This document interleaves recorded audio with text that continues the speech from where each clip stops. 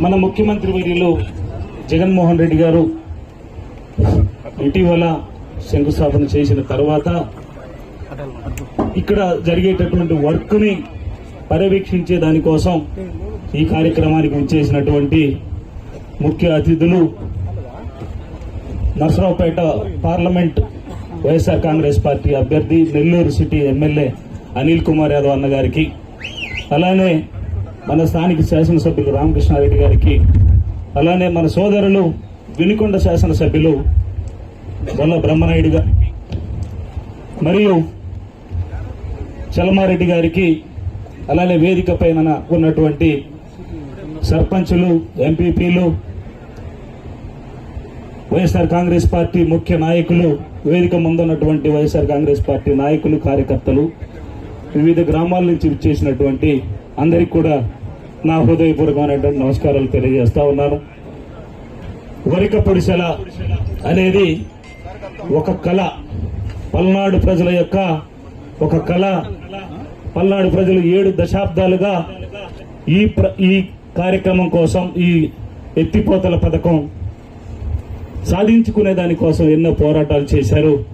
ఎంతో మంది దీన్ని సాధించాలనేటటువంటి ఉద్దేశంతో రకరకాలుగా వారి యొక్క నిరసనని వ్యక్తం చేస్తూ చేసినటువంటి సాధన. వాస్తవంగా తెలుగుదేశం పార్టీకి సంబంధించినటువంటి వారు 2 సార్లు ఈ వరికపొడిసెల ప్రాజెక్టు కోసం శంకుస్థాపన చేసి ఉన్నారు. కానీ వారు ఏది కూడా పూర్తి శంకుస్థాపనలు చేసి వారు ఈ కార్యక్రమాన్ని ముందుకు తీసుకుపోలేదు. 2016లో మన ముఖ్యమంత్రి వర్యులు అప్పుడు ప్రతిపక్ష నాయకులుగా ఉన్నప్పుడు మాచర్ల నియోజకవర్గానికి కరువు ధర్నా కోసం వచ్చి ఇక్కడ ముఖ్యంగా ఇక్కడ ఉన్నటువంటి ప్రజలు నీళ్ల కోసం ఏ రకంగా అయితే ఇబ్బంది పడతా ఉన్నారో ఆ విషయాన్ని ఆయన స్వయంగా తెలుసుకొని, మన యొక్క బాధలను తెలుసుకున్న తర్వాత, మన ప్రభుత్వం వచ్చిన తర్వాత తప్పకుండా ఈ ప్రాజెక్టు సాధనకై నేను తప్పకుండా కృషి చేస్తానని చెప్పేసి ఆ రోజు మనకు మాట ఇవ్వటమే కాకుండా జగన్మోహన్ రెడ్డి గారు ఏదైతే ఒక మాట ఇస్తారో ఆ మాటను నెరవేర్చే దానికోసం ఆయన ఎందాకైనా పోతారని చెప్పేసి అనే దానికోసం ఒక నిర్వచనమే ఈ రోజు మన కళ్ళ ముందు సాకారం కాబోతున్నటువంటి వరికపొడిసెల ఎత్తిపోతల పథకం. ఈ రోజు ఈ భూమి పూజ కార్యక్రమానికి మనందరం ఇక్కడికి వచ్చి ఉన్నాం.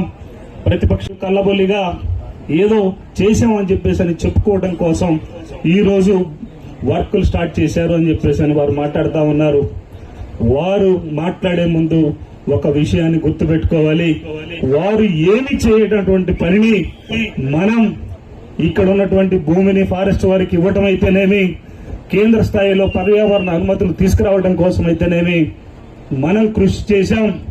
ఇప్పుడు మనం మొదలు పెట్టినటువంటి పనిని ఎవరు కూడా ఇక్కడ ఒక ప్రాజెక్టుని కట్టాలి అని చెప్పేసానంటే రోజుల్లో కట్టలేరు. ఆ విమర్శించేటటువంటి నాయకులు కూడా వాళ్ళ ఇల్లు మొదలు పెట్టుకొని సంవత్సరాల నుంచి కడతా ఉన్నారు. వాళ్ళకి విడతల వారీగా వచ్చేటటువంటి విరాళాలని అని చెప్తా ఉన్నారు. ప్రజల సొమ్ముని దోచుకునే వాళ్ళ ఇల్లు కూడా కట్టుకుంటా ఉన్నారు. కానీ ఇక్కడ జగన్మోహన్ రెడ్డి గారు చేస్తున్నది ఇక్కడ ప్రజల కోసం, పేద ప్రజల కోసం, ఇక్కడ పడేటటువంటి ఇబ్బందులన్నింటినీ కూడా ఆయన తెలుసుకొని ఇక్కడ ప్రాజెక్టుని కడతా ఉన్నారు. ఇక్కడ కళ్ళబొల్లి మాటలు చెప్పేటటువంటి వాళ్ళు ఎవరు లేరు. ఏదైనా ఒక మాట ఇచ్చామంటే ఆ మాటను నిలబెట్టుకునే కోసం, ఆ మాటను నిలబెట్టుకోవటం కోసం ఎంత దాకైనా సరే పోయి ఆ పనిని సాధించేటటువంటి వారు మాత్రమే ఇక్కడ ఉన్నారు. ఇక్కడ ఉన్నటువంటి అనిల్ అన్న ఇంతకు ముందు జలవనరుల శాఖ మంత్రిగా చేసినప్పుడు కూడా ఈ కార్యక్రమాన్ని ముందుకు తీసుకోవడం కోసం ఆయన ఎంతో కృషి చేశారు. ఎవరైతే ఇప్పుడు నేనే సాధించానని చెప్పేసి అని చెప్పుకునేటటువంటి ప్రతిపక్ష నాయకులు ఎవరైతే ఉన్నారో వారు ఒకసారి గుర్తు చేసుకోవాలి. జగన్మోహన్ రెడ్డి గారు ముఖ్యమంత్రిగా ఉన్న తర్వాతనే ఆయన సారథ్యంలోనే ఇక్కడికి రావాల్సినటువంటి పర్మిషన్స్ అన్ని వచ్చి ఉన్నాయని చెప్పేసి అనే విషయాన్ని మీరు గుర్తు తెచ్చుకోవాలి.